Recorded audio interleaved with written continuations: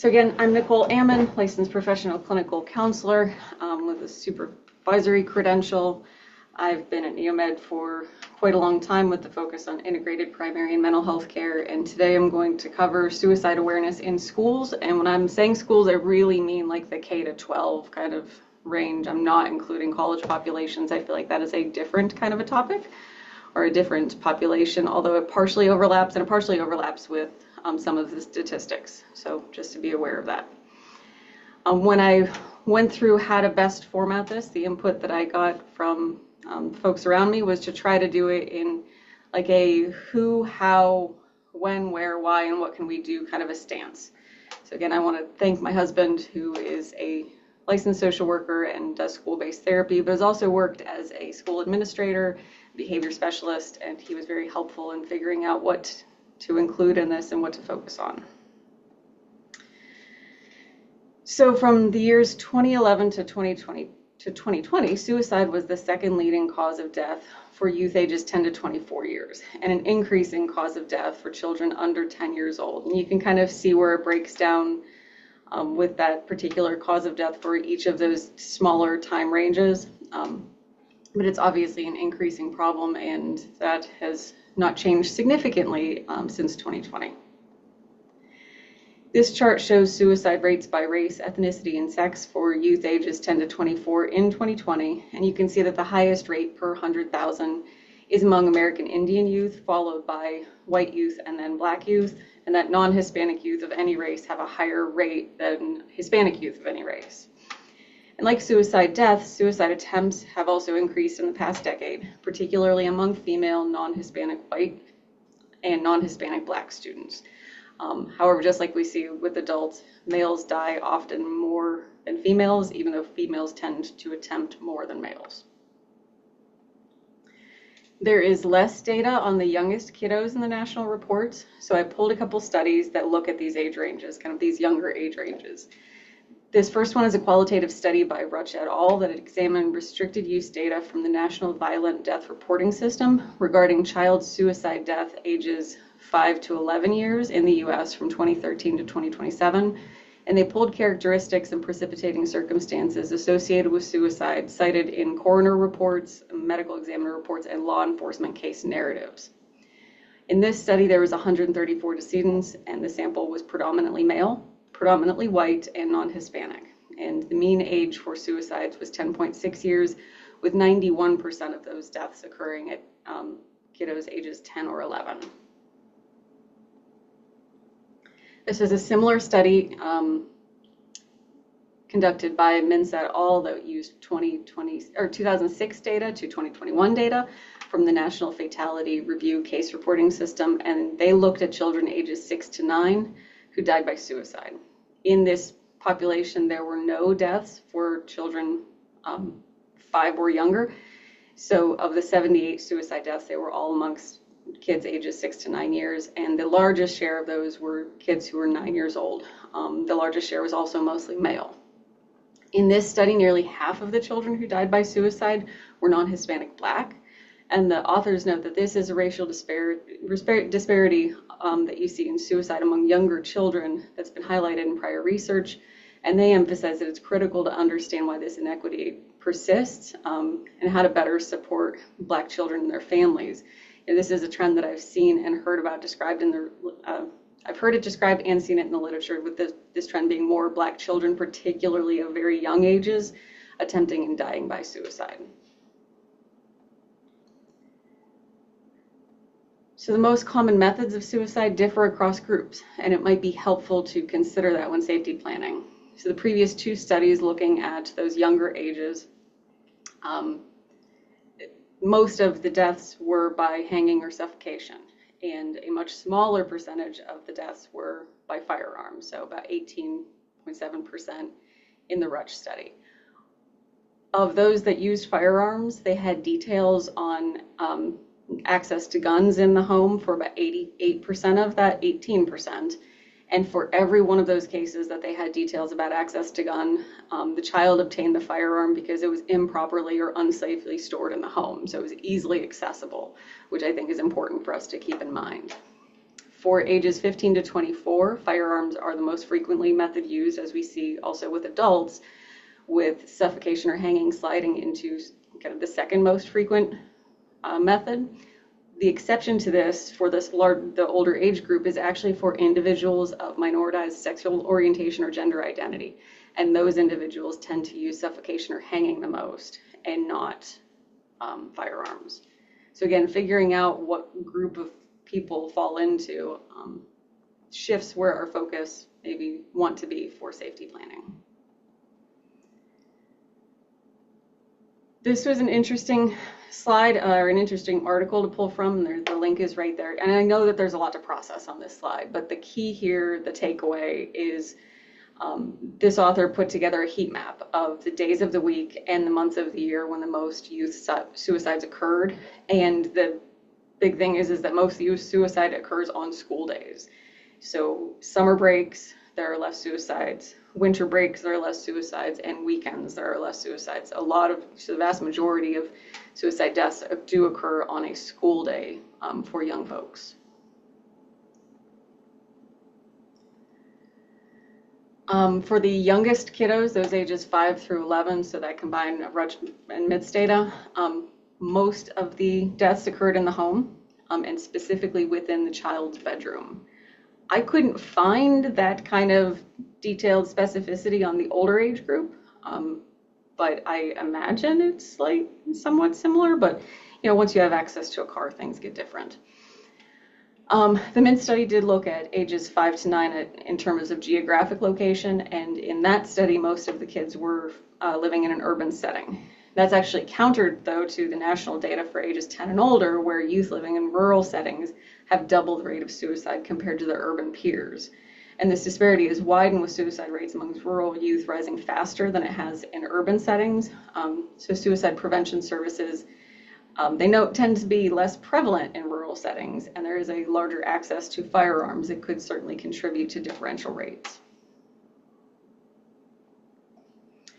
And disturbingly, suicides sometimes happen at the school or on the way to or from regular sessions at school, or while the victim is attending or traveling to or from an official school-sponsored event.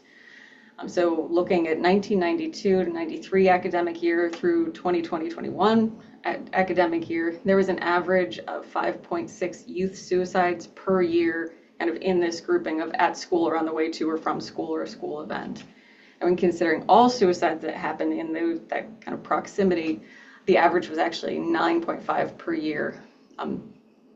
In the academic year 2020-2021, there were 17 suicides kind of on school campuses or proximity to, 6 of which were youth. So the why is really hard. So that combined data from those younger age groups, they did look at precipitating factors and circumstances.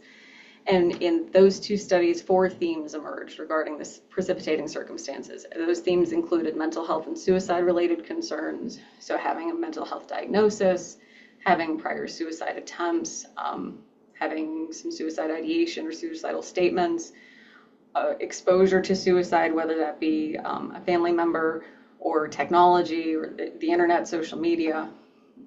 And obviously, previous suicide attempts and non-suicidal self-injury are risk factors for all ages for eventually dying by suicide. A second theme was trauma. So a good number of the kids identified in these studies had included suspected or confirmed abuse or neglect, domestic violence, the death of a family member or friend. In those cases that had trauma, 40% of those kids had multiple traumatic events identified, and the higher number of ACEs experienced has been associated with the younger age at first suicide attempt, according to a large report from the American Academy of Pediatrics that I referenced throughout this presentation. Third theme was family-related problems, so documented divorce or custody issue, other legal problems within the household, parental substance abuse, and or a family history of psychological problems or suicide within the family. And school and peer-related problems. So findings from both studies show that child suicides were often precipitated by school-related problems, including behavior problems, school or peer-related problems relating to expulsion or suspension, a recent change in schools, a history of special education needs, being a victim of or confirmed, suspected or confirmed bullying. But the bullying, I think, is important to point out that it was a factor for some kids, but for those kids, it was never the only factor. There was always some kind of other co-occurring precipitating event. But the findings overall revealed child suicide was associated with numerous risk factors that accumulate over time, suggesting a progression towards suicidal behavior, especially for those youth with a history of mental health and suicide behaviors in the past. Very often an argument between the child and or family member or the child and a family member and or disciplinary action earlier that day was a precipitating circumstance of the suicide. So for all ages, and kind of the AAP report really looks at that 10 to 24 range. Having a pre-existing mental health condition is consistent. But as we've talked about before, that's really important. Most people who die by suicide do not have a diagnosed mental illness, even though having a mental illness does increase your overall risk.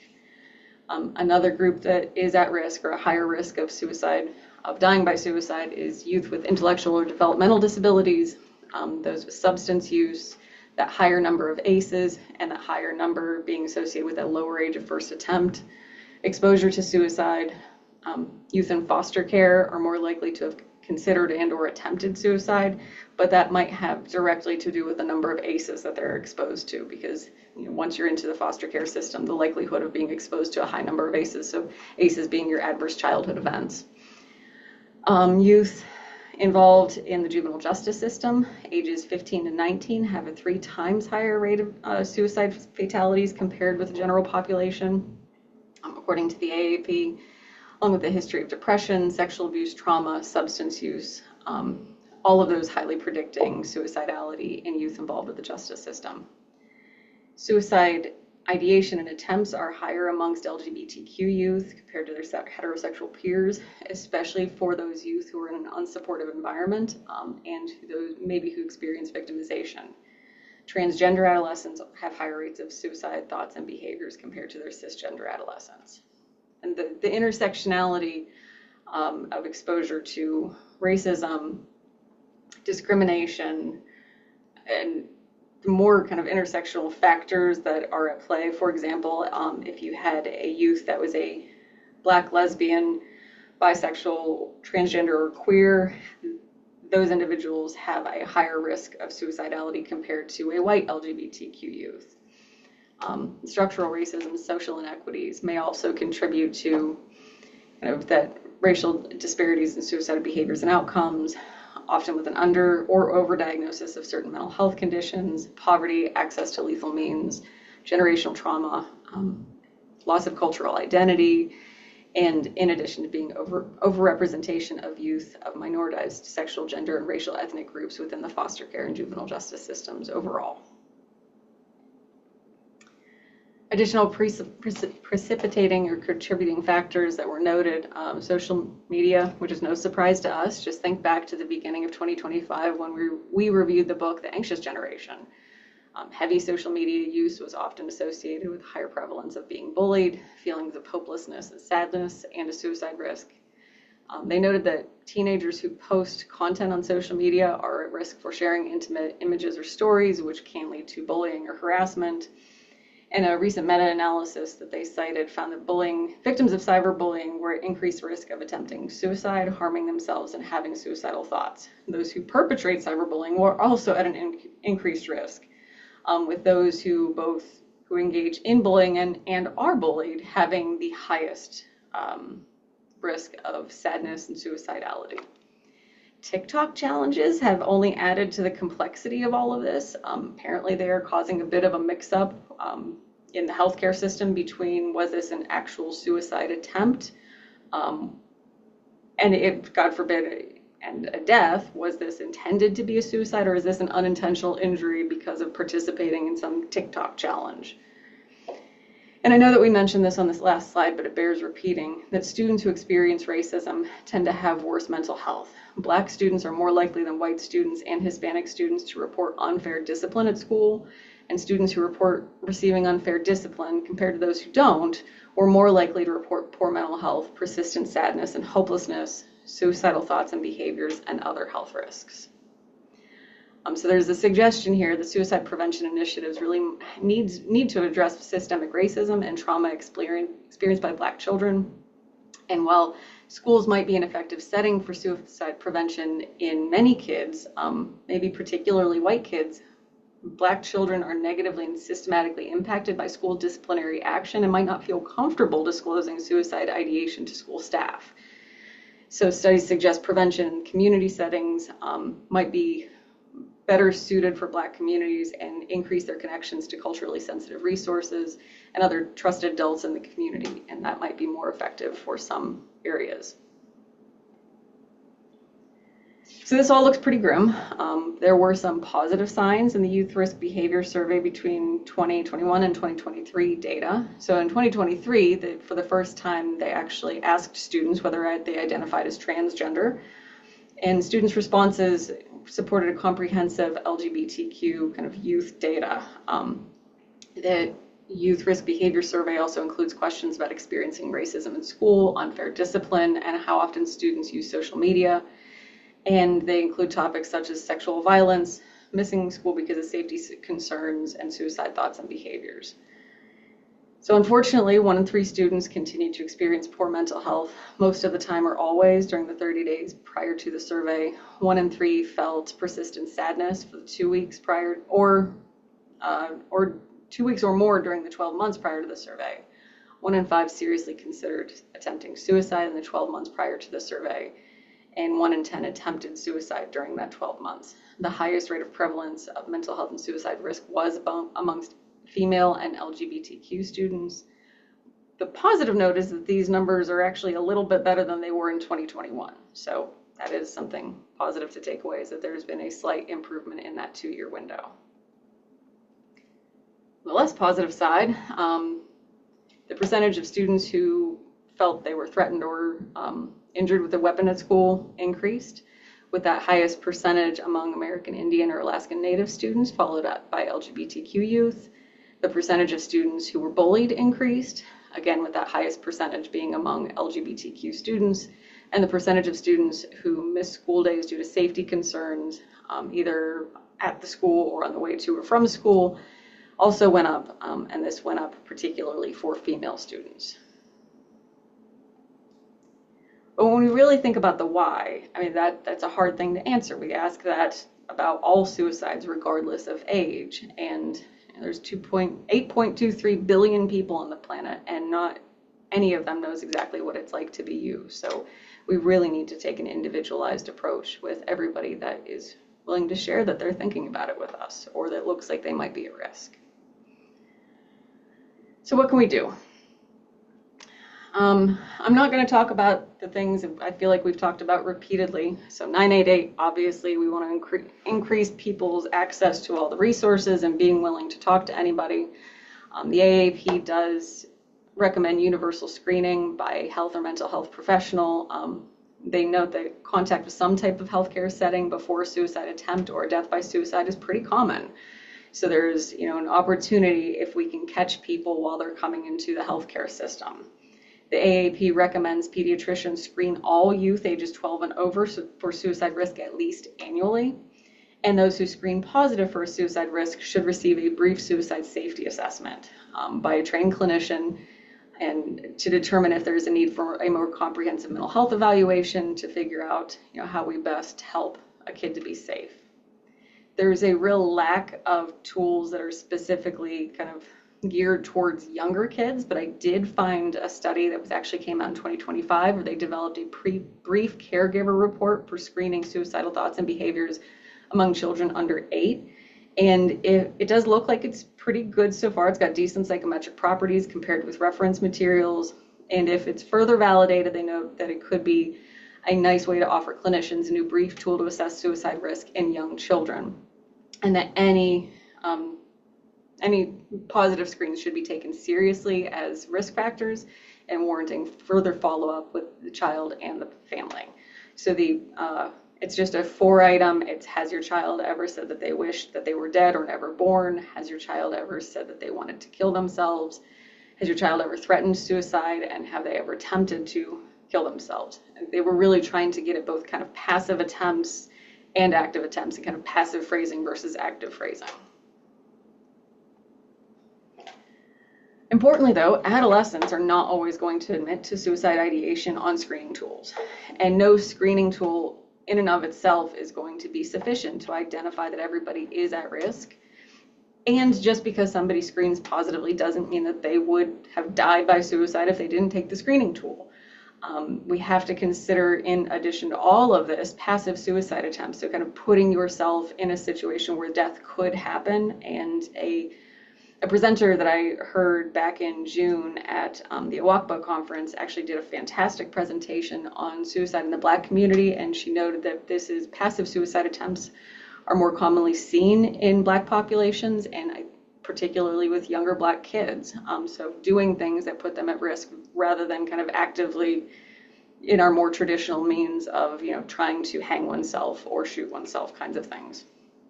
You also might hear different phrasing. So somebody might not say that they want to die, but they might say, if I could just sleep for a month, if I could just not wake up, if I could just stop time, and that those might be, we might want to give more weight to those if there's other factors going on that make us a little bit concerned. You can also try to enhance protective factors. So these are things that were pulled particularly from the AAP report and the Youth Risk Behavior Survey. So great protective factors are having strong social support and strong family relationships, particularly having at least one household adult who's always trying to meet their basic needs. That's identified as a really good protective factor. High levels of school and community connectedness is generally associated with lower prevalence of mental health and suicide risk overall. Although research has shown that female, Black, Hispanic, and LGBTQ youth and youth who have experienced racism feel less connected to their school than their peers do, highlighting that importance of creating opportunities for connectedness, both out in the community, but figuring out how to connect, help students to feel a bit more connected and safer at school when they have historically felt marginalized. Physical activity, so being physically active for 60 minutes or more a day on 5 days a week or more, was associated with lower prevalence of having experienced persistent feelings of sadness or hopelessness, as was playing on one or more sports team, although I suspect that that's due more to that sense of community that it creates, so that structure and connectedness plus the physical activity, not so much the sports itself. And getting 8 or more hours of sleep was associated with lower prevalence of all mental health and suicide risk indicators. For those students who have an attempt and need hospitalized, return to school is going to be an important time. You want that to go like it would for any hospitalization, maybe for a medical condition or something else. You want it to be kind of student-led, but informed and guided by the professionals around them. It's important for us to understand the stigma that they might be coming back to, not only stigma held by school staff, but by their peers, and the attention that could come from it, both positive and negative attention. And we want to make sure that we're not feeding into any stigma, and we're not exacerbating any of the stigma, and also not feeding into kind of a secondary gain of positive attention after something like this. So a real tight balance on how much to focus on it or not. I think it's important to keep in mind like where the student is at in terms of the day, in terms of watching them for an increased risk or an increased risk of them doing something again. I don't imagine many people are trying to off themselves in English. Even, I don't mean to sound crass with it, but I think bathroom duties and like when people are given too much space alone might be a time to keep an eye on things a little bit more closely. General guidelines would be to notify appropriate school staff and teachers prior to the student coming back to school, including on like how to welcome them back. Discussion needs to include what's going to be easiest to help the student transition back to school. Are there any needed accommodations? Are there going to be any issues with a medication that they're on and side effects? Do they need any kind of accommodations? How are they going to make up any missed assignments? And assigning a trusted teacher, clinician, staff, somebody at the school to kind of help facilitate that process and make sure that that student feels supported and that they have a person to go connect with. In the event of a death by suicide of a student, postvention refers to working with the school and community after a student has died. So young people are at the highest risk of contagion and suicide clusters after an initial death by suicide. So how students' death by suicide is managed in the school can either increase or decrease the risk of additional deaths by suicide amongst that student body. So it's recommended for schools to have a postvention plan in place. So suicide clusters being that occurrence of more suicides or suicide attempts than would be expected in a certain time or location, or both. Media depictions of suicide, social media, and internet sites can impact clustering. So in the event of a death by suicide of a student, school districts should consider having the following. So they should consider treating all student deaths in the same way. So having one approach, whether a student dies by cancer or if a student dies by suicide, because we don't want to stigmatize one or the other. And stigmatizing one or the other could be deeply painful to the people that were impacted. Ideally, schools should have a team of people and a plan for what to do. It's important to handle any announcements with care. The family may or may not want it to be known that it was a suicide. If they don't, it's important to respect that, but students might already be talking. So if you hear students talking, it's okay, and you think that they know, but the family doesn't want it to be admitted, so it's okay to talk to them about, like, hey, there's a lot of speculation that this was a suicide. Let's talk about suicide. That's important to do. So not confirming or denying, but trying to have a conversation with them about suicide in general. School administrators, teachers, clinicians all need to know how to refer students for follow-up counseling and care, and have in-classroom discussions to help students understand and manage their emotions.